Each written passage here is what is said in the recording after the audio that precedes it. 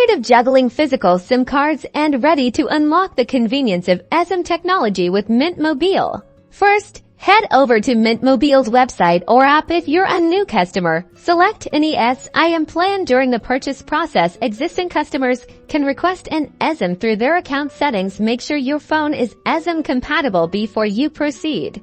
Once your order is processed, you'll receive an email from Mint Mobile containing your eSIM activation details, which include a QR code and activation address. This is crucial, so keep it handy.